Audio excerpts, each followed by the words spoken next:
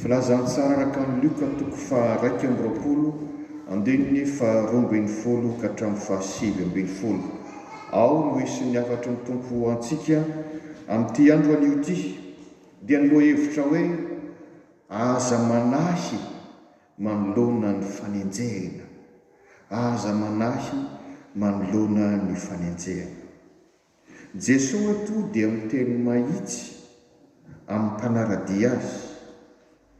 Jesosy tsy ilay manamboatra resaka ka mampanantena hoe dia isosa mora foana ny fiainanareo rehefa manaradia ianareo. Tena mampitandrina aza izy eo amin'ny 12. Mandra-piveriko dia hisambotra anareo ny olona, hanenjika anareo ny olona noho ny anarako.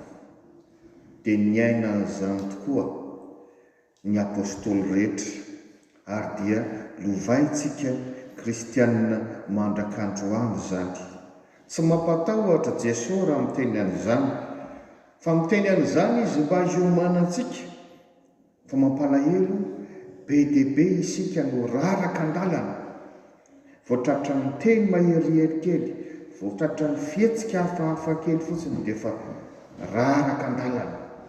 Endrika fanenjehana daholo mantsy izany, ka dia aleontsika ho tsara homana fa tsy maintsy misy izany fanenjehana izany, ary tsy zakany ao anatin'ny aizina mihitsy no mahita fahazavana.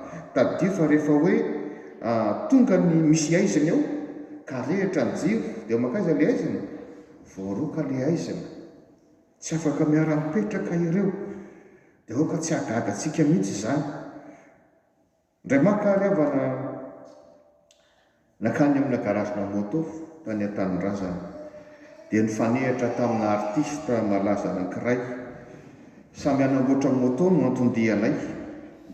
Dia rehefa samy mipetraka teo miandro ny torony dia tafaresaka moto, dia mangery ilay izany resaka izany.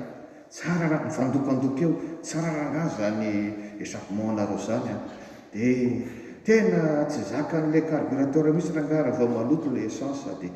Dia mifandokandoka teo, tampotampoka teo ilay mécanicien izay mpivavaka ao amin'ny fiangonana izay hoentiko, dia niteny tamin'ilay artiste io hoe io nge ny pasteran'ny an-tanànanay e. Tampotampoka teo, niova be ny endrik'ilay artiste. Aloha mbo tsy lazaiko aloha ny anarany. Ary nanginy izy dia vao nisy fotoana azo nitsanganana dia nitsangana izy niala teo akaikiko teo. Ka izany nilazana amintsika hoe raha endrika ivelany fotsiny dia ohatra ny mety tsy mampaninona ny olona tsika, fa raha vao fantatra ny olona tsy kristianina fa kristianina ianao io dia tsy anaika an'izany moramora izy.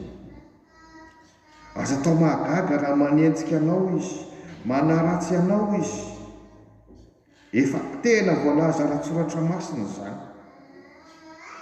Dia aoka isika ho tsara homana tsara, fa tsy mbola hoe arary fo indray vao mahita an'izany fihetsika izany olona izany. Isaky ny teny izy no ny fahafantarana fa mpivavaka ianao dia fa veriperina foana, ianareo mpivavaka tony anie, dia marary ery ny fonao. Tsy maintsy hisy foana ny fanenjehana ho Jesosy, fa zao no afatra. Aza manahy manoloana ny fanenjehana. Fahamarinana voalohany, aza manahy manoloana ny fanenjehana satria manamafy ny maha-kristianina antsika ny fankahalany izao tontolo izao. Manamafy ny maha-kristianina antsika ny fankahalany izao tontolo izao.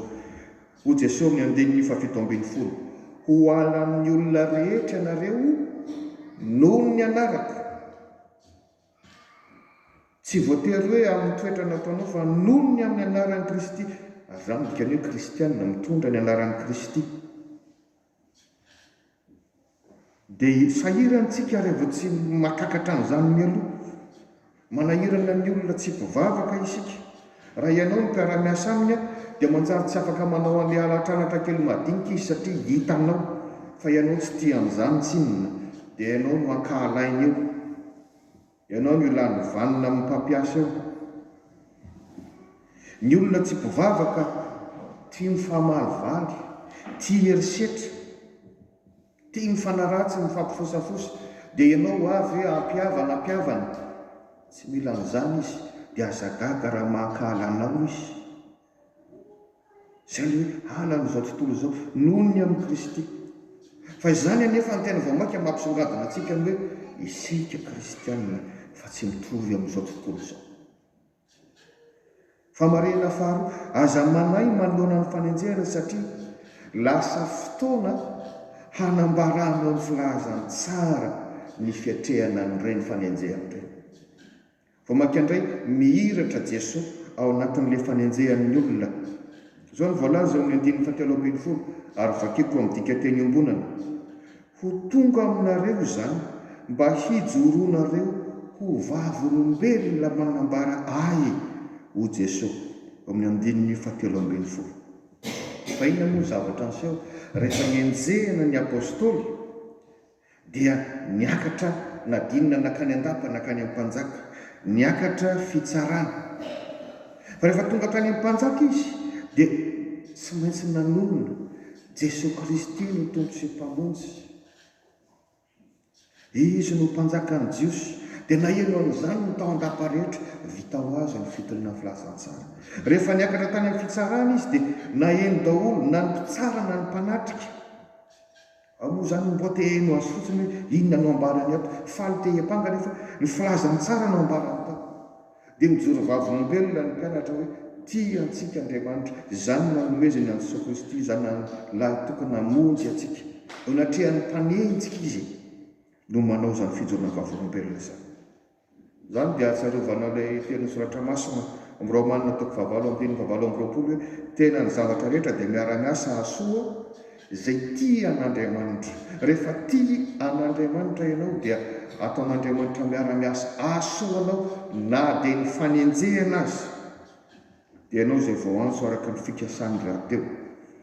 Nandalo fanenjehana ny apôstôly rehetra.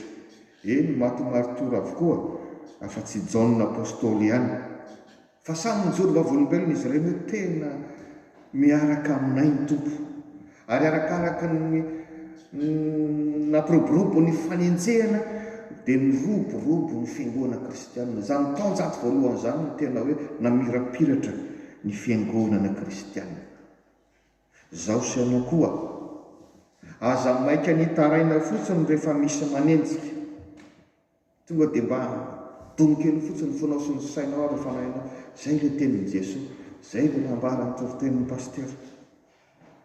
Aza maika niankahala izay manenjika anao fotsiny, zavatra ivelambela azy zany, efa ampahafantarina anao izao ny antony. Aza maika ny tonga dia hiala sampana, hiala fiangonana, fa izany ny tanjony devoly andrahany an'ireny olona mbola tsy miambiny ireny, hatraty ampiangonana azy. Efa nampahafantariny tompo mialoha anao izao, fa tsy maintsy hiseho izany fanenjehana izany.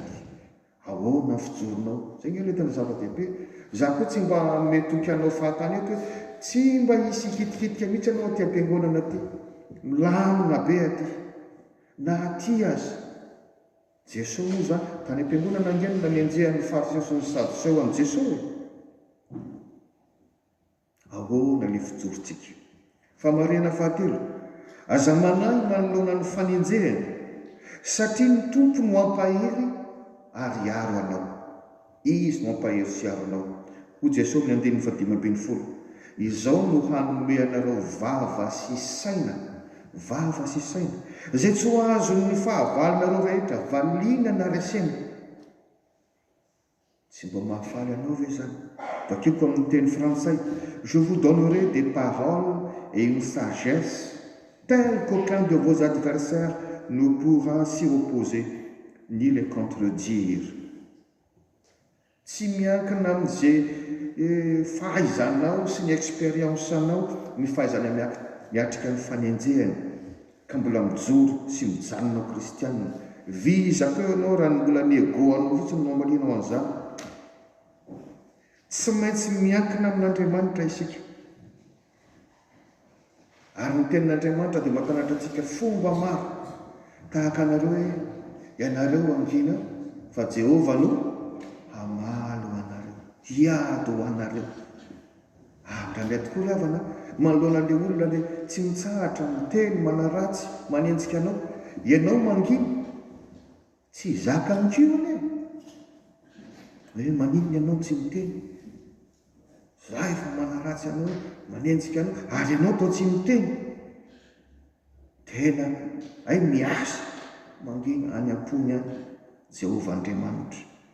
Ka tsara lavitra zany mangeny zany noho ny makaretiko ny famaly lava aminy eo.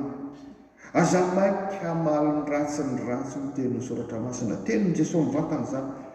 Ho very amin'izany ny maha-kristianina anao, mivavah makasaina amin'Andriamanitra aloha ahoana ny tokony hijoroanao amin'ny maha-kristianina anao, mba tsy ho very miaraka amin'ny olona zay efa tsy manana ny Kristy anao. Rehefa mangataka ny fanahy masina antsika lazaiko anao, tena omeny anao tokoa ny fahendrena. Inona ny tokony havalinao, rovina anao ny tokony hamaly raha hiteny aza, mahalala ny hoe amin'ny fotoana mahamety azy. Inona ny fiatsika tokony hatao mba ho tsapa amin'ity olona zay resahako ty hoe tena fitiavana, tena fahendrena izany resahako amin'izany, ary dia mikendry zay ampandroso ny rotota. Amin'izany fanenjehana hatrehantsika izany dia tsarovy eo akaikinao hatrano ny Tompo, isaky ny enjehany ianao. Tsy miteniteny foana izy raha miteny hoe sambatra zay enjehana noho ny fahamarinana, fa azy ny fanjakan'ny lanitra. Fahamarinana faefatra sady farany ravana. Aza manahy manoloana ny fanenjehana satria tsy mpanenjika ny tompony teny farany fa Andriamanitra. Ho Jesosy 19:20, nefa tsy hisy ho very na dia singa ambolo iray eo amin'ny lohanareo aza. Mety manairina antsika ihany zany fiteny zany, fa zany ilay antsoina amin'ny literatiora hoe hyperbole, zany hoe tsy azo raisina arabaky teny le heviny, satria fomba fiteny jiosy zany tahaka ny fitenitsika malagasy ohatra hoe mahazo mandro ivoany vato ianao, mbola zany hoe tsisy tokony hatahoranao, fa tsy hoe dia tena atory eo ambon'ny vato lampy be tokoa anao nidikan'izany. Ny tena tinambara amin'io zany dia hoe tsy misy atahoranao fa ny Tompo no miantoka tanteraka. Satria ary amin'ny tapany voalohany moa fanjerentsika dia hoe mety hanenjika tokoa ny olona, mety hamono mahafaty azy. Eny mety afaka mikasika ny vatantsika ny olona, fa tsy avelan'Andriamanitra mikasika ny fanahitsika. Tsy avelan'Andriamanitra arava ny fiainana izay efa voalamina ho antsika.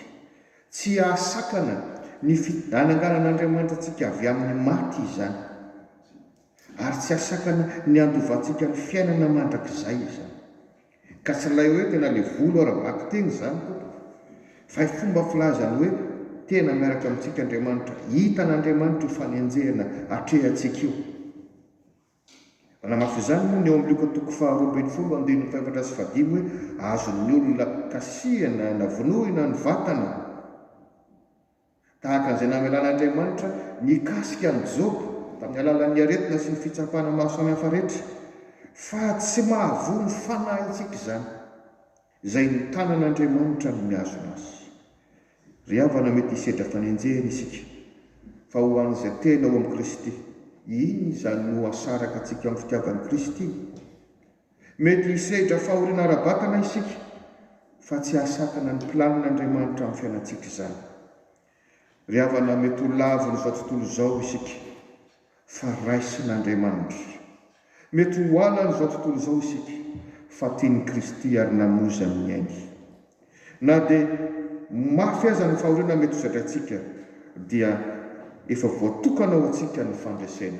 Aza manaiky ho resy ianao fa mijoro, mahareta, tsy irery ianao fa miaraka aminao ny Tompo, fa izay maharitra hatramin'ny farany any no ho fonjena. Amen.